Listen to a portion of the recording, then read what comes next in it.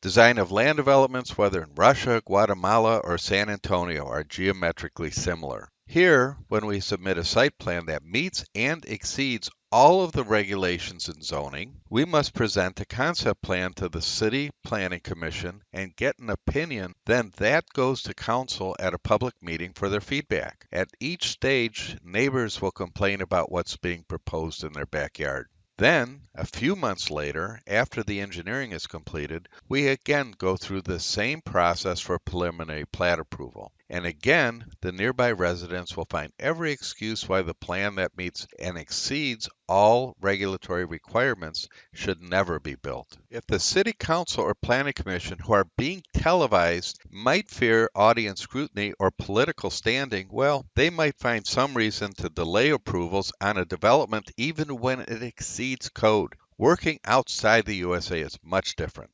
All of our international work is designed to final plat accuracy, but it will always exceed existing minimums while complying with a designated land use. After the plan is submitted to the government agency, it's checked for compliance while it's being engineered for utilities and grading. When everything falls within existing constraints and land use, there is no need for public meetings. It just gets stamped as approved and construction begins. Why even have regulations in zoning if developers have to spend months or years defending a plan that meets all of the regulations? Think about it. Russia created unique challenges designing Eleanor in Tomsk, Siberia. As a throwback from dense Russian projects of the Cold War era, regulations required a daycare to be within 500 meters of any residence. Services such as groceries, pharmacy, and others needed to be in close proximity. Wealthy Russians desire American suburban-style living over being on the 10th floor of a project. And the developers of Eleanor first tried to emulate our methods to create a more elegant neighborhood, but without success. They eventually retained us to develop the plan, which complied with Russian code and was quickly approved. However, Russian code was intended for dense growth, not sprawling low-density estates. Part of the sanction code was that a daycare needed to be built within no more than 500 meters of any resident. Thus, our low-density development of just 513 homes had to be designed with 4 large daycare facilities. Russian homes appear very much like American suburban homes. They are built with thick concrete walls. What is different is that every home has a very large sauna room and a massive rear patio with a deck above from the master bedroom. In Jamaica, there are no curved streets, at least from a platting perspective. It seems that Jamaican land surveyors either don't know how to lay out a curve or calculate curve boundaries. They instead use short, straight segments, which means a 10-meter wide street will have its right-of-way width vary randomly along curved lanes.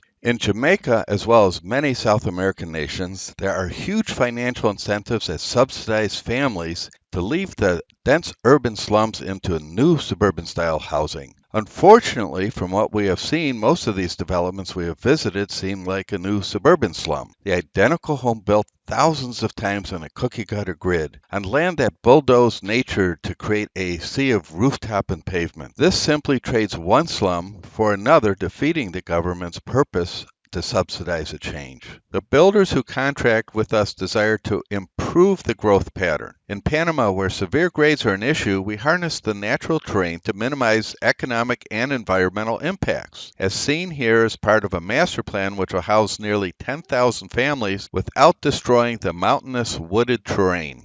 Speaking of mountainous terrain, let's take a look at the apartment neighborhood we designed in Guatemala.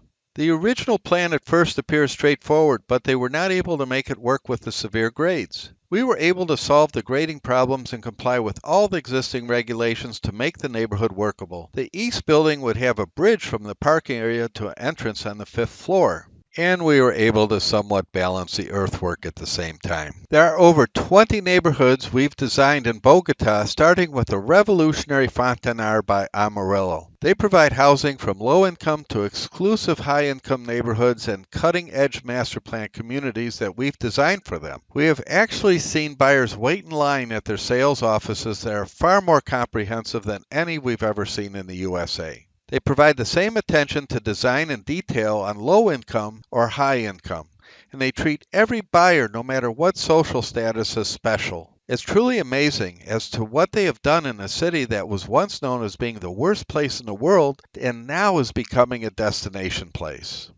We then take you to Jeddah, Saudi Arabia, where we've been offered an advisor as well as a design position for the development of King Abdallah Economic City and Jazan.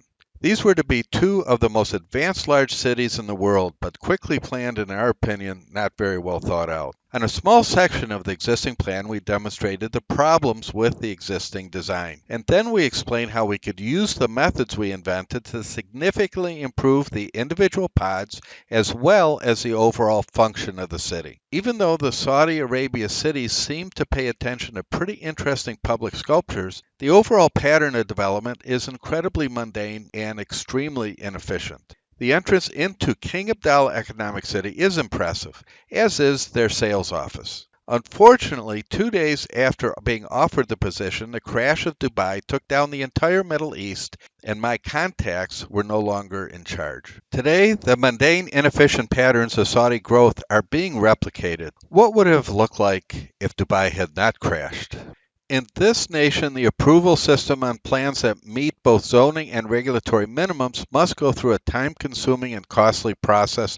It significantly increases the cost of a home. Maybe it's time we learn lessons from other nations, not saying their systems are perfect either. Like everywhere on this planet, there are developers and builders that strive to exceed regulations and create wonderful neighborhoods. And there are those that think only of the short-term profit, but leaving a long-term problem. In order to somewhat guarantee that we can build wonderful neighborhoods instead of projects, the systems in place should reward better growth. Maybe it's time to think differently about the processes of growth, no matter where you are in this world.